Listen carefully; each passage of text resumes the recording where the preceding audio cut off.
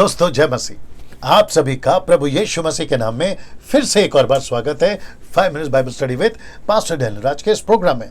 आशा करता हूं कि आप लोग कैरियर से हैं, सलामत हैं और मेरे यीशु मसीह ने आपको सुरक्षित रखा है। दोस्तों ठीक 12 दिन के बाद बुक ऑफ डैनियल के स्टडी के बाद फिर से आपके बीच में आने में मुझे बेहद खुशी है और आशा करता हूं कि द बुक ऑफ डैनियल की जो 12 दिन की स्टडी थी आपने उससे बहुत कुछ सीखा है। ना केवल खुद सीखा है बल्कि दूसरों को भी आप लोगों ने शेयर किया होगा। अगर जो लोग अभी सुन रहे हैं आपने अभी तक नहीं देखा है, मैं रिक्वेस्ट करता हूं यूट्यूब पे चले जाइएगा, मेरे चैनल को ओपन करिएगा, डैनियल राज चैनल को, और वहां पर टोटल 12 दिन की स्टडीज है। प्ले स्टोर में चले जाइएगा, प्ले लिस्ट माफ करें, वहां चले जाइएगा और आपको पूरी की पूरी जो है वहां पर टीचिंग उपलब्ध हो जाएगी। चलिए दोस्तों आज के वचन का खुलासा, लेकिन 2 स्लाइड पहले आपको दिखा दूंगा, सिर्फ दिखाऊंगा, बात नहीं करूंगा, और फिर उसके बाद हम सीधे वचन में जो है खुलासे पे आ जाएंगे। दोस्तों पहला स्लाइड है ये वाला, ये आप जानते हैं इसके साथ क्या करना है, ठीक है ना, स्क्रीनशॉट ले लीजिएगा।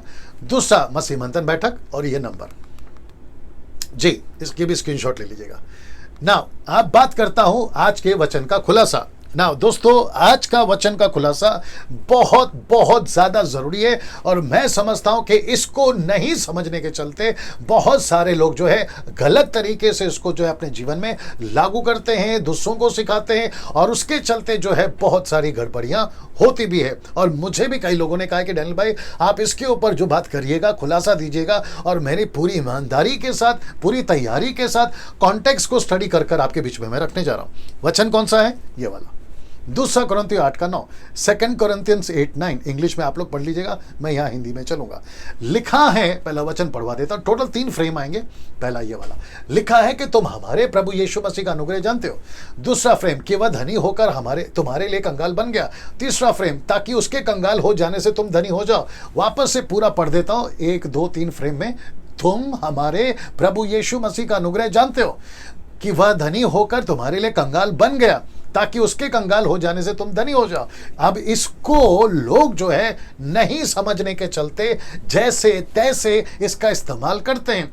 कभी प्रार्थना करते वक्त में बिजनेस वालों के लिए इसको ठोक देते हैं, कभी घर की ओपनिंग में इसको ठोक देते मतलब कॉपी पेस्ट कर देते हैं। फिर कभी अगर किसी को वीजा चाहिए तो उसके ऊपर डाल देते हैं। अगर कोई पैसे के कंगाली में या फिर कर्जे में है तो इसको कॉपी पेस्ट कर देते हैं। मतलब इसको कहते हैं कि प्रभु आपने कहा 2 कोरिन्थियों 8:9 में, अब इसके लिए ऐसा ही होने दे, जबकि ऊपर बैठा प्रभु बोल रहा होता है। और पौलुस इस बात को अगर आज की तारीख में देख ले तो वो खूब डांट लगाएगा। वो कहेगा कि इसके पीछे का संदर्भ अलग है। दोस्तों वो कह रहा होगा सेवकों तुम इसके संदर्भ को नहीं समझे, कॉन्टेक्स्ट को नहीं समझे, तो फिर इसको कॉपी पेस्ट कैसे कर रहे हो। मेरी पूरी कोशिश होगी आपके बीच में इसका सही कॉन्टेक्स्ट आपके बीच में रखने के लिए, और कहां से रखूंगा? वचन से ही रखूंगा।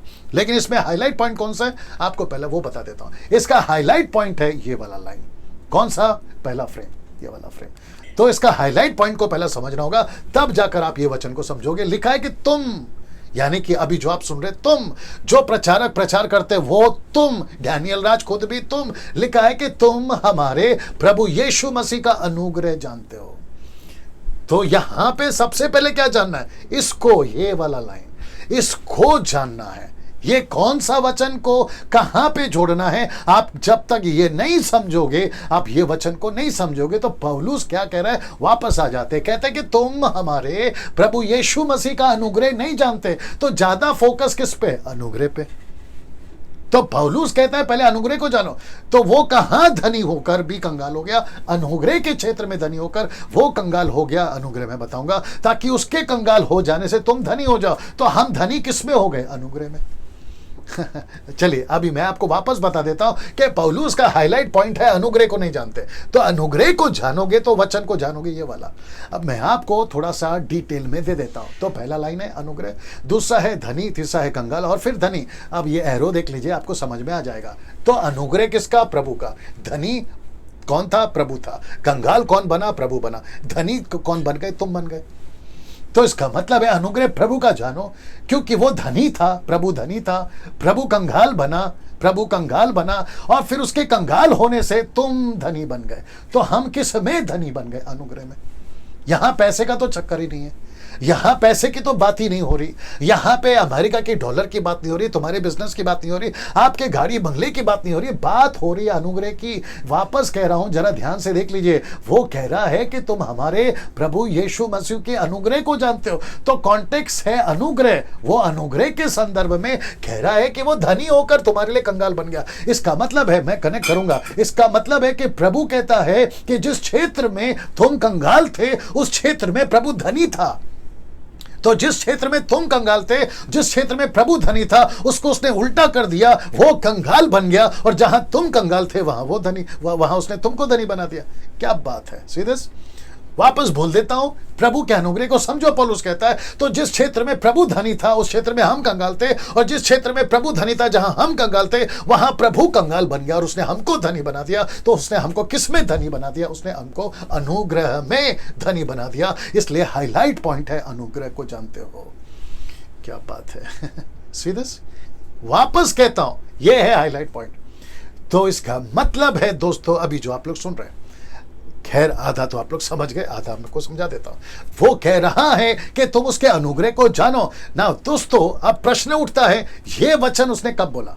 सच है कि उसने यहां बोला, ये बात सही है, 8 का 9 में बोला, लेकिन 9 का पहले 1 से 8 तक में क्या है वो भी बता देता हूं, तो हमको उसका कॉन्टेक्स्ट समझ में आ जाएगा। कॉन्टेक्स्ट क्या है आइए बताता हूं। तो कॉन्टेक्स्ट शुरू होता है पद 1 से, तो 1 से लेके 8 तक आपके बीच में रखने जा रहा हूं। आप लोग इसको बड़े ध्यान से देखिएगा। यहां छोटा दिख रहा है, आप अपनी बाइबल खोल लीजिएगा और मेरे साथ पढ़ना शुरू करेगा। मैं यहां से शुरू करने जा रहा हूं। लिखा है कि अब हे भाइयों, हम तुम्हें परमेश्वर के उस अनुग्रह का समाचार देते हैं जो मक्की दुनिया की कलीसिया पर हुआ, कि क्लेश की बड़ी परीक्षा में उनके बड़े आनंद और भारी कंगालपन के बढ़ जाने से उनकी उदारता बहुत बढ़ गई। उनके विषय में मेरी यह गवाही है कि उन्होंने अपनी सामर्थ्य भर, वरन सामर्थ्य से भी बाहर मन से दिया, इस दान और उस पवित्र लोगों की सेवा में भागी होने के अनुग्रह के विषय में हमसे बार बार बहुत विनती की।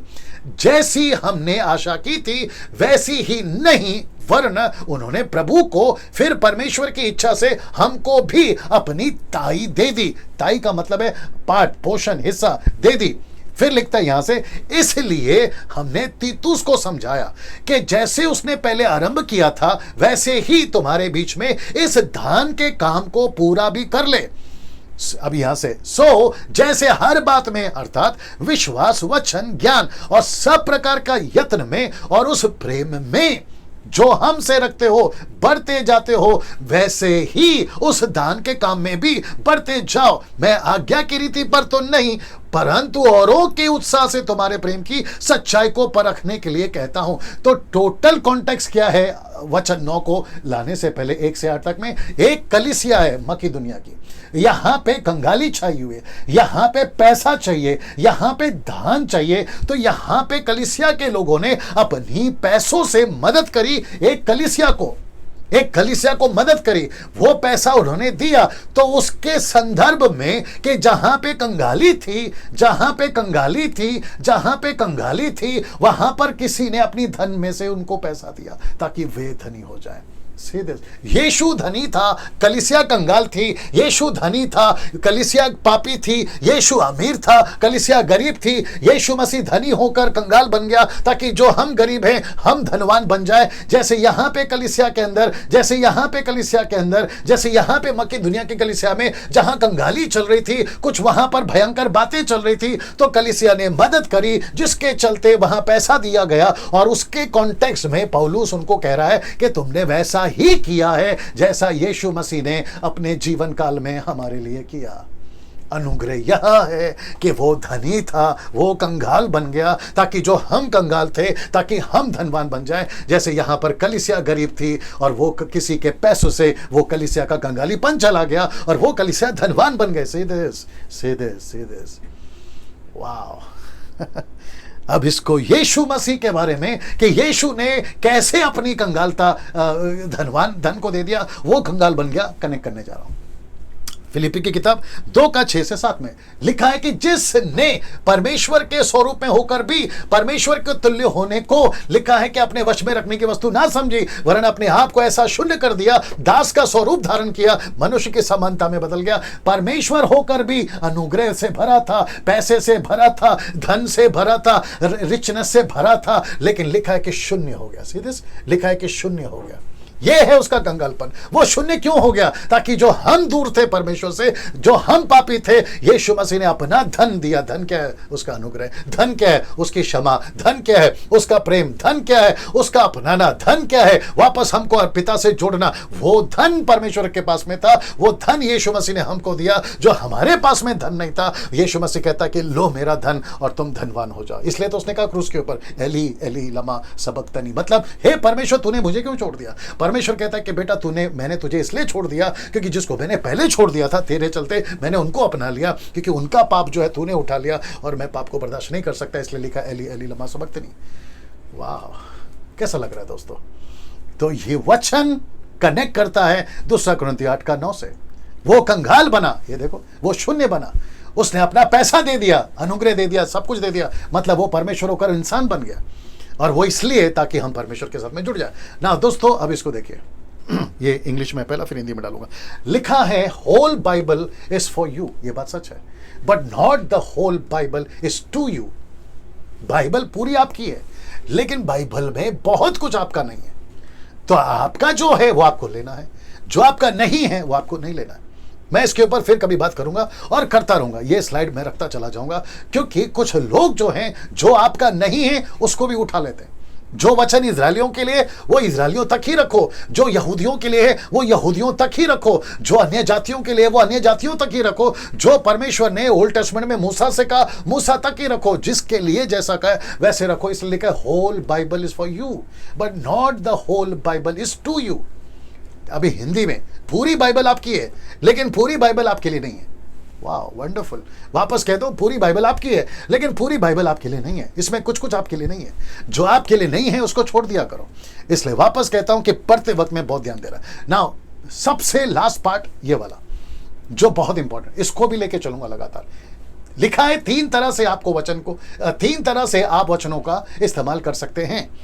रिपीट करता हूं कि 3 तरह से आप वचनों का इस्तेमाल कर सकते हैं। सबसे पहला रख रहा हूं मूर्खतापूर्वक, दूसरा भावुक होकर, और तीसरा कॉन्टेक्स्ट में।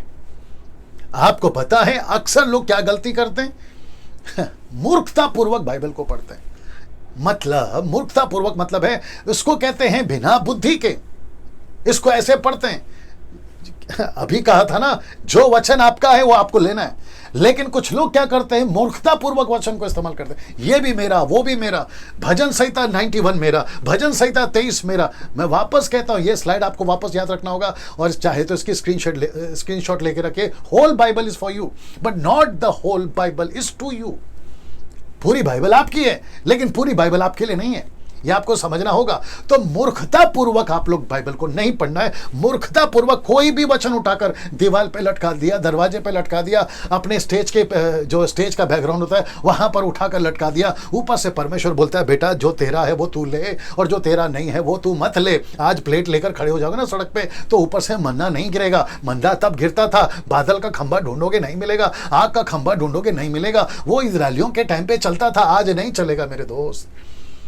मूर्खता पूर्वक नहीं लेना। दूसरा है भावुक होकर। भावुक का मतलब क्या मालूम है? रोमियो की किताब उसका 10 का 2 कहता है, the book of Romans chapter 10 verse 2 कहता है कि इनको धुन तो है, बुद्धि नहीं है।